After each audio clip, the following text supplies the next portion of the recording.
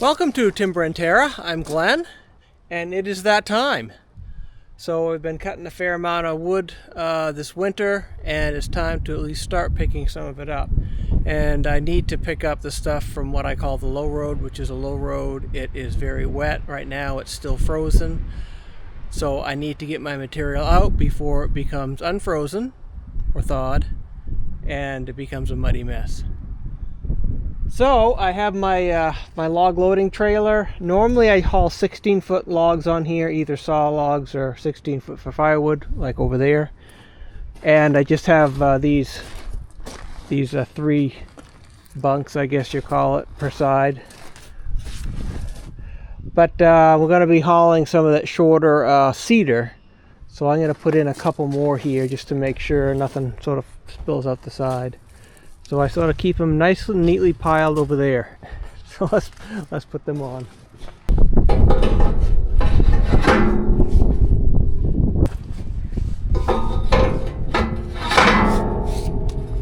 Actually, I think just those 2 more will be enough. I don't think there's more than, say, 4.5 feet between these now.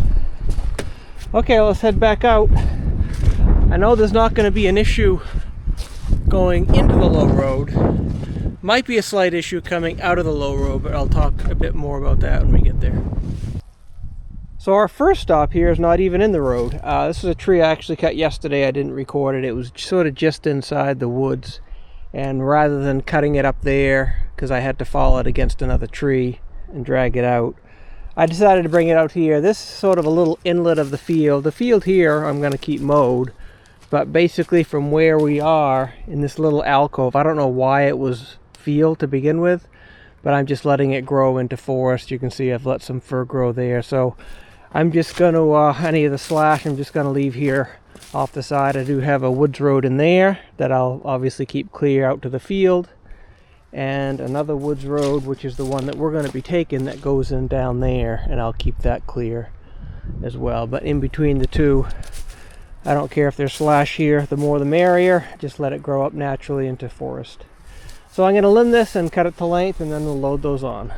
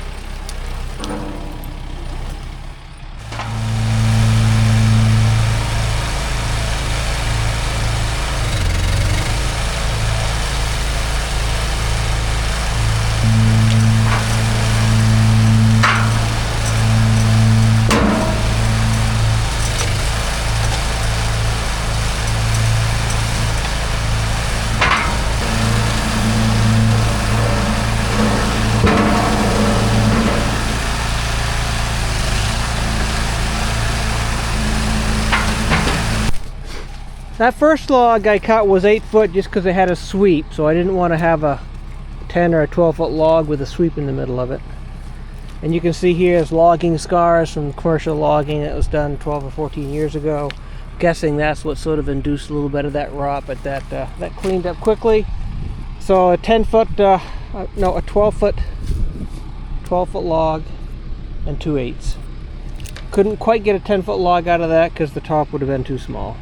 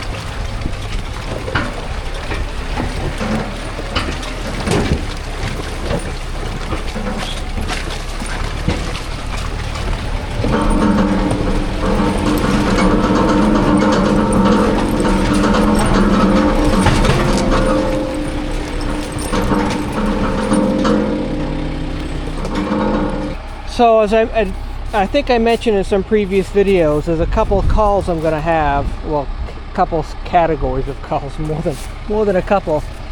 So when I first started cutting these, my intention was to deliver them to a cedar fencing mill, which takes down to a 4-inch top and down to a 6-foot length. But the time this passed, they needed deliveries by the end of February. I was not able to do that because I couldn't come down here and get the stuff out. There was just too much snow with my trailer, which I've never had down here. So this is this maiden voyage in this low road. So the mill I'm selling to now, which will accept logs now, has a minimum of 8-foot length. So that little one, that 6-foot one, is out, and diameter at the top of 6 inches. So that makes it, and certainly that one does. So this is just one cull here, but I think there are other piles where I'll probably have several.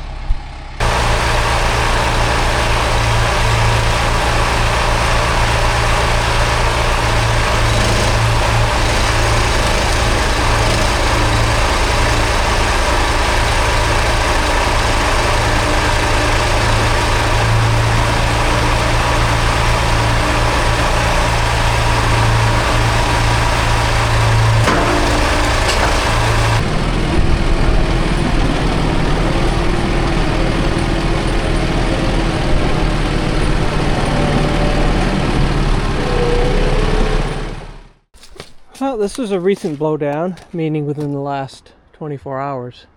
Live tree. Looks like some butt rot. I have no idea if there's anything salvageable in here. Past that crook, there might be, but in any case, I'm going to have to cut it to get it out of the way. If there's a salvageable log, I'll take it, and we'll take it up with us, just because I have dragged all the saw logs out already. The only thing I had planned on picking up here were the cedar that we're doing now, and if all goes well, I'll come back and get all these poles for the corduroy road that I cut that are also roadside.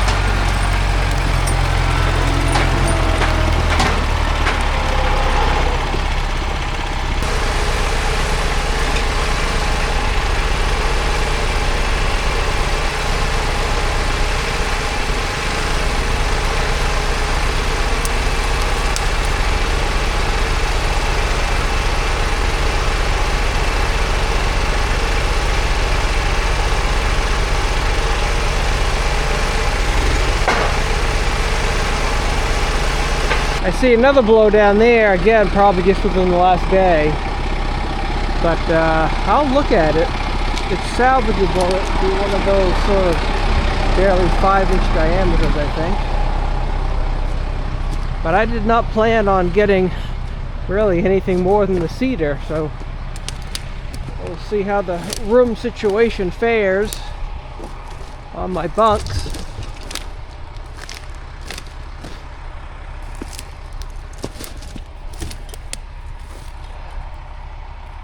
Well, this is a salvageable log. I think I'll try to get it. It's questionable because a log that's only 5, maybe 6 inches in diameter, at least last time I checked the prices, was probably only worth about $7 to $10. Is it worth getting this out for that $7 to $10? Sometimes it is, sometimes it isn't. But actually, second thought now, because I've already got so much 8-foot cedar loaded, trying to put a 16-foot on top of that is not going to do well. So if I do get it, it'll be later on, assuming I still have easy access down here. So far, the road itself is fine. And what I think we'll find when we try to get out of here climbing up the hill is that there may be a surface layer of mud, but it's probably only going to be 1 to maybe 3 inches deep. And then once you get down past that, it's just going to be frozen soil. So with my studded chains, if I can get down to that frozen soil, I should have plenty of traction. Just may make a little bit of a mess getting there.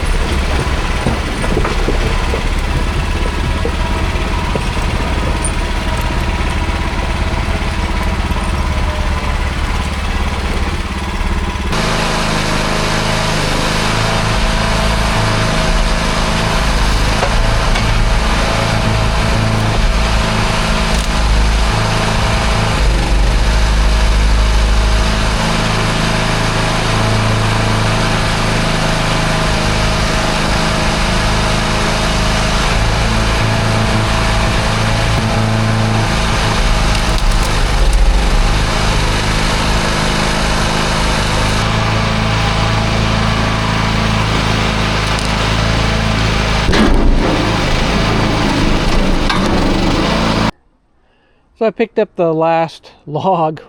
There were 3 there, but only 1 made the minimum size, and came across another blowdown. This one's significantly bigger than the others. I already cut the top off so we can get through. But this probably makes it worthwhile to come down here and get these. So you can see the pink ribbon. The tree was actually on the abutter's property, which is actually town property. But I'm thinking, since it fell on my property, I guess I can take it. I know the town wouldn't do anything. I could tell them, hey, you got a tree falling on my property, come and get it. So the other one might be worth $7 or $10. This one together might be worth $25 or $50. So no one's going to come down here to fetch a single log outside of access on my property, because there really is none over there on the town property. Oh, I take that back. I forgot about this pile. So this is a 10-foot, but because the fence people took a 10-foot, a little bit more money for the shorter ones, larger diameter. These are by piece, the other ones are by volume. But even if I cut that back to 8 feet, it's not going to be big enough. In fact, none of these. None of those are going to be big enough. So that was my last log. I didn't lie. All right, so you might recall this hill. This is where I got to go up. A little bit snowy. There is some mud, but as I mentioned, the mud, in at least I think in most places up here, is only several inches deep before you get to frozen ground. So it might be a little bit rough riding, but I should be able to make it up that hill. I am 85% confident that we'll make it up without any significant issues.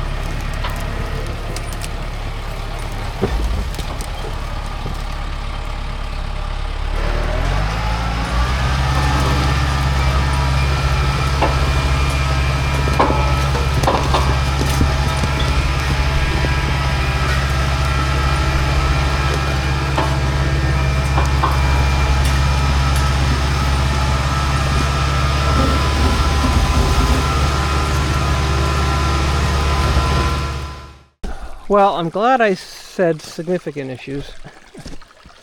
So the winch plate scraped right here, and after I started spinning first, I put it in four-wheel drive, which there's not a lot of traction on the front wheels because one, we're going uphill, and the tongue weight on that is significant, in addition to the weight of the winch itself. So there's not a whole lot of weight on the front end, but it was enough to get me out of that little hole there. The traction wasn't bad, except where there were places where it wasn't frozen, like right here. Looks like I stirred up a little bit of ice.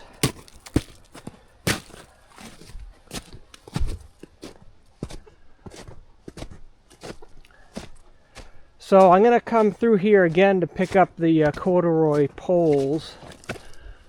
But I think even though it might be a bit steeper, the hill that we came down coming in at the other end of this road, I think is in better shape as far as the ruts like that. So I think I'll come in this way and out the other way, which works better because that's where I'm taking them anyhow, is out the other end. And more blowdowns. It's been windy last night and today, and I was down here yesterday. Alright, so I've got these loaded on the trailer. These down here got all cockeyed. So I have these two saw logs I got to figure out where to put, because at some point I'll collect them here and then have a truck come and pick them up and bring them to the sawmill for me. I just don't have a place for them. Well, we'll figure that out. And so picking up the poles for the corduroy road will be basically the same process, so I'm not going to film that. I'll film when I see if I can just struggle just as much going up the other side of that hill, the other end of that road, the hill there, and then laying these down where the corduroy roads will be. So, slight change of plans. This is that area that I had been cutting some cedar. I called it homeowner silviculture. Noticed some more blowdowns. We cut one big popple. I still have some other popple in there to cut, but this was sort of on the way, so well, I'll just grab these few poles that I generated over here. But I ended up having a lot more than I thought, so I don't want to go down this heavy in that road add more to it and then try to get out. So I'm just going to take this, deliver this to the corduroy road, and then go back down to the low road empty and get what's down there.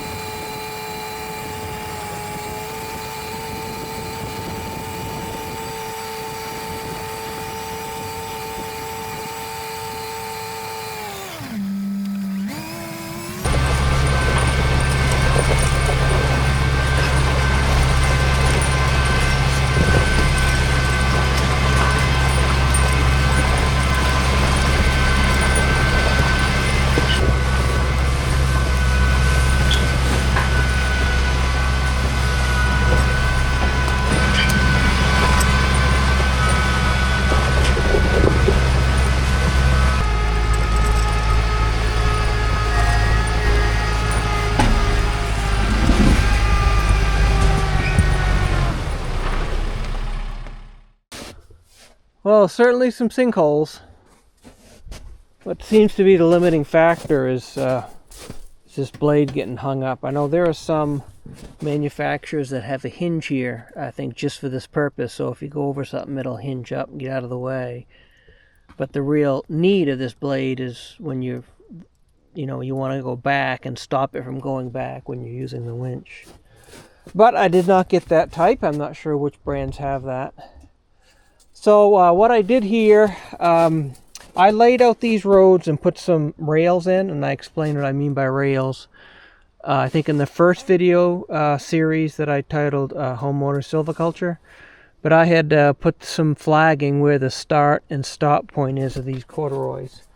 So what I'm going to do, with this particular loader, there's no real easy way to sort of lay them in the road as I go. So I'm going to have to do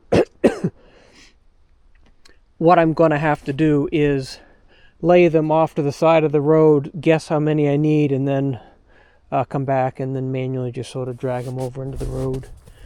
So the worst section I had of this road as far as muddiness goes is right here, sort of along this corner. So that is between this pink ribbon and that one up there. So you can see the rails that I put here basically in the sort of the ruts that I had made before it froze up. I hope it's frozen. It appears to be. So this is the biggest section, so I'm going to put a handful of poles there, and then I'll put the rest, sort of spread them out over here. Probably alternate between that side and maybe over there, since I have some room without trying to mess around with the tree. And there's a culvert right there and the water running down. Well, I learned that it is not frozen. Wheel sort of sunk in there.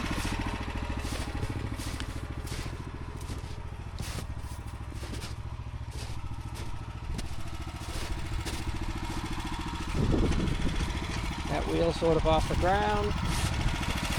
So what I'm hoping I can do is unload this, and that will lighten things up enough. You can see again that limiting factor there, the winch is scraping hard on that piece there. Well, let's hope it works.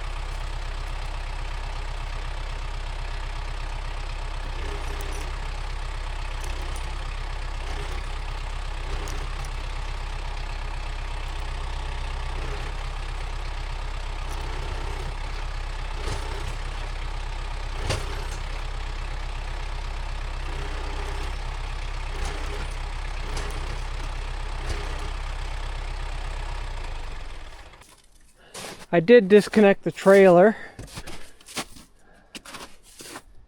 so that wasn't providing any extra resistance or weight on the 3-point hitch. It appears that I'm stuck. I'm guessing I'm hung up on this. I don't think I'm hung up on anything in the belly of the tractor. There's some snow there, but it's just snow. Well, I hadn't planned on getting my bulldozer out this early in the year, but I guess that's what we're going to do.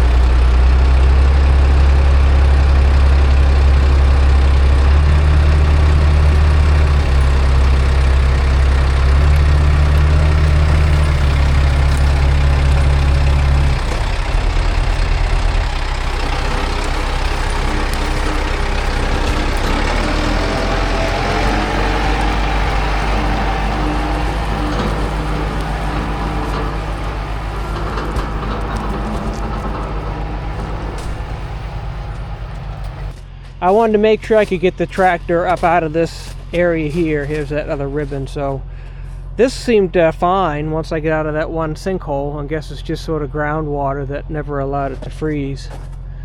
I think I have enough poles there to bridge that. My only question is, if I do that and try to ride over it, because some of that is frozen, is it just going to break the poles rather than ride on top? So I'm not sure what I'll do to try to bring material back here. Can come around this other way, but we'll see. I just wanted to get this out of the mud for now. The day's coming to an end, so I gotta take these two machines back to the house. I take one back, walk here, and take the other one back. Well, it is the next day.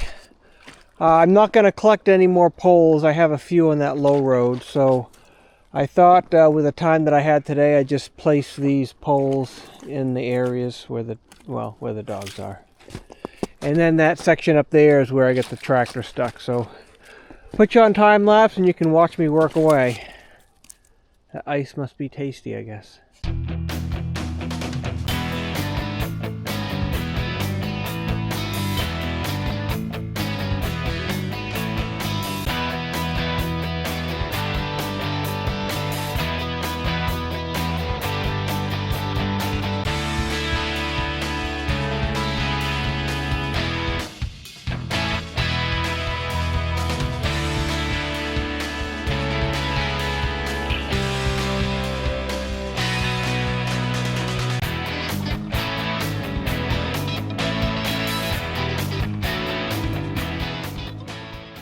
That little section is done. I think that looks good. And actually lucked out to have just the right amount of poles for it.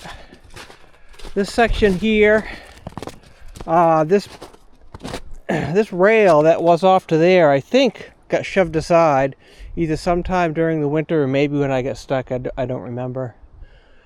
So those three pieces I was trying to use to get the tractor to climb up on out of the hole yesterday. I stuck in this hole. Probably need some more. In fact, I put one full length pole right there. I may waste a couple more of those, put them in there. My problem is I don't know how much this will settle. So if I build this up and this is 6 inches of ice, then this is going to be standing up and this will sort of be dangling in the breeze. So that's my challenge here with the road that's partly frozen, with obviously some thick ice and spots, which is right there, and some areas that obviously probably never froze all winter long. It's just mud and water. I'll probably stick a couple more in there, call it good, and then start putting the rails across. Or the poles across, I should say.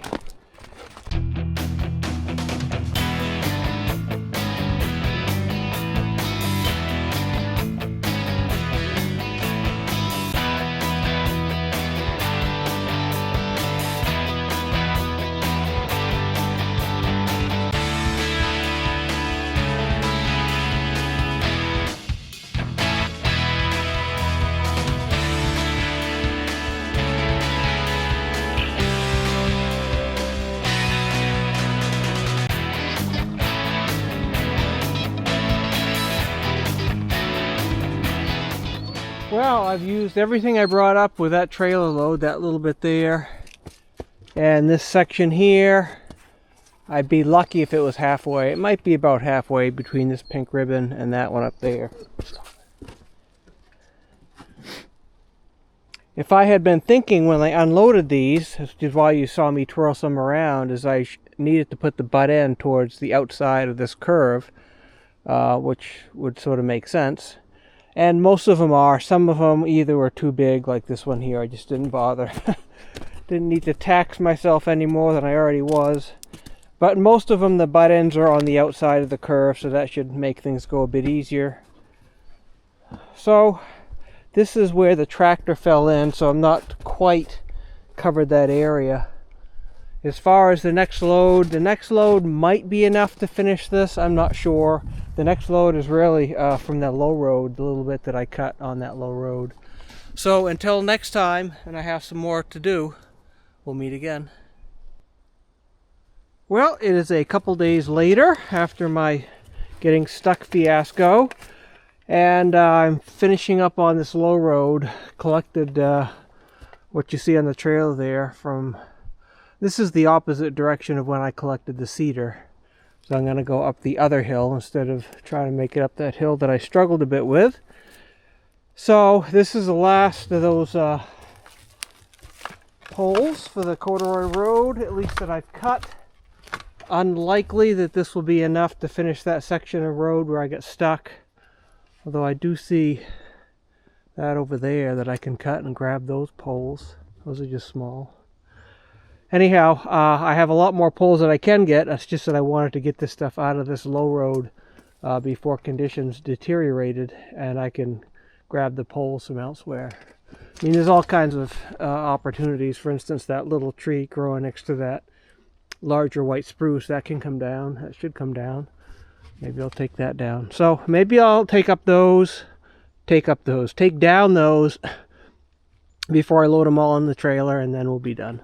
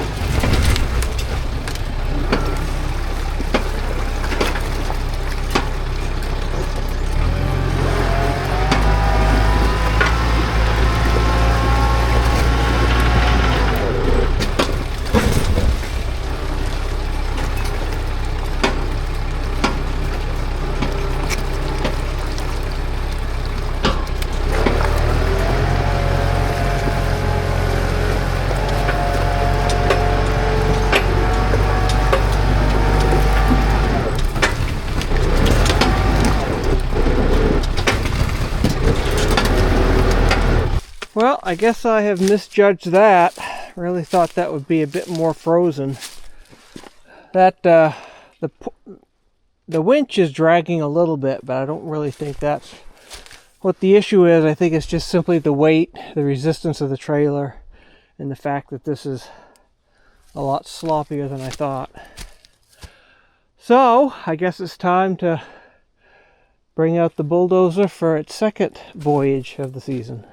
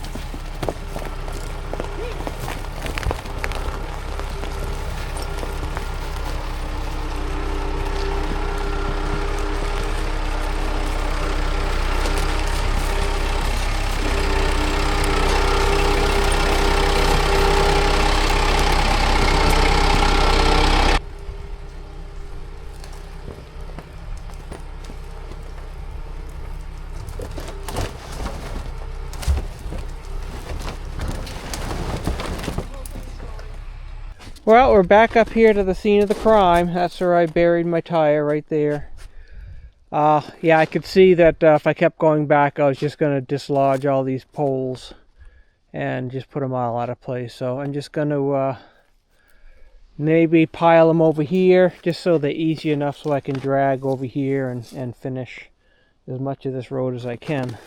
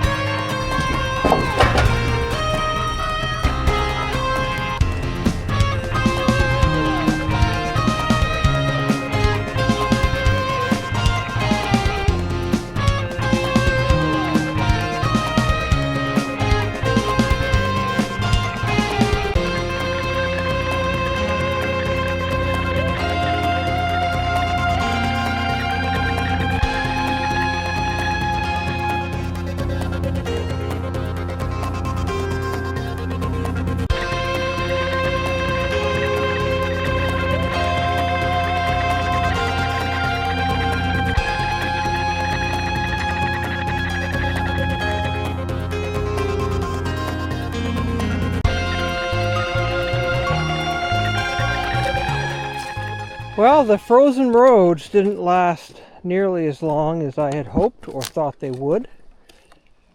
So, I think I'm done trying to use roads to haul stuff until things dry out a bit more. So I still have to the pink ribbon or at the end of those rails basically to finish, but probably 80% of the way there. Looks good. It's off the ground quite a bit, I believe. I've been wrong before, boy, a lot recently. But when things thaw out, that mud thaws out, this should settle down a fair amount all by itself. And then when I ride over it, instead of the wheels pushing them, hopefully it'll push them into the mud. Be nice to have a little bit of mud squeeze up between them, sort of secure them in place. Cover them with mud with moisture so that they don't rot out because they don't have exposure to air. And then I'll just evaluate if I want to top it with anything. We'll just see how the road looks and how it drives. May put some gravel on top, may just put some clay on top that I have here on site that I can easily dig out and move. But this should make a big difference. I mean, I have covered by far the worst area that I have on this little loop road. There's a section there, you can see the pink ribbons up there, and then a couple sections sort of around the bend, but those aren't nearly as bad as this one. So I guess we're done for now. I will continue to cut these poles, set them on the side of the road, and then when things dry out, I'll come back again with this trailer, hopefully better luck, and pick them up and deliver them here. I'm hoping this will be a little bit drier of a spring or summer than we had last year, which was really wet and didn't really allow almost any significant work out here on the wetter roads, just because it never dried out. We'd have a dry out and then we'd have a rainstorm.